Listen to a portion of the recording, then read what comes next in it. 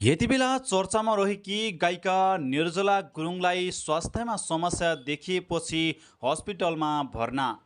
एकाएक गेटविल्सनको फोटाहरू सामाजिक सञ्जालमा छरपष्ट फिजारिएका छन्। आदरणीय दर्शकबिन्द नमस्कार।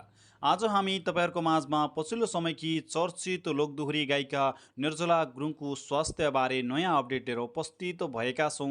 भिडियो अन्तिमसम्म हेरेर हामीलाई साथ दिनुहोला। तपाईँ हामीलाई यो भिडियो कुन ठाउँबाट हेर्नुहुन्छ त्यो पनि जानकारी दिएर च्यानलमा नयाँ हुनुहुन्छ भने कमल नेपाली युट्युब च्यानललाई सब्सक्राइब गरेर जोडिनुहोला।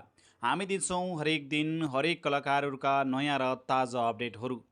नेपाली लोकदोहोरी क्षेत्रमा लोकप्रिय बन्दै गएकी गायिका निर्जला गुरुङलाई नचिने त सायदै कम हुनुहुन्छ होला। देश तथा विदेशमा छरेर बस्नुभएका नेपालीहरूको मनमुटुकमा बस्न सफल गायिका निर्जला गुरुङको स्वास्थ्य अवस्था बिग्रिएपछि यति बेला हस्पिटलमा भर्ना भएकी छिन्।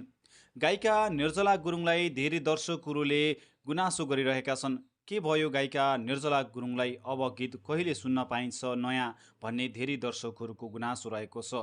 हो, केही समयबाट स्वास्थ्यमा समस्या देखेपछि गायिका निर्जला गुरुङ यति बेला हस्पिटलमा भर्ना भएको फोटो आफैले सार्वजनिक गरेकी छिन्। सार्वजनिक गरे लगत्तै धेरै दर्शकहरूले गेटविल्सन निर्जला गुरुङलाई छिटो सन्चो भएको देख्न पाऊँ भन्दै माग गरिरहेका छन्। हो, केही समय पहिला गायिका बबिता बानी अर्थात् जेरीको स्वास्थ्यमा समस्या देखिएपछि हस्पिटल नै भर्ना भएकी गायिका बबिता बानियालाई भेट्न भन्दै निर्जला गुरुङ, चिज गुरुङ लगायतका कलाकारहरू उहाँ उपस्थित भएर उहाँलाई स्वास्थ्य लाभको कामना गरिरहेका थिए भने गायिका निर्जला गुरुङलाई पनि भेट्न को गए भन्ने धेरै दर्शकको गुनासो रहन सक्छ। तल कमेन्ट बक्समा तपाईँहरूले गेटविल्सन स्वास्थ्य लाभको कामना गरिदिनु होला। गायिका निर्जला गुरुङ छिटो ठिक भएर दोहोरी सुन्नेछौँ।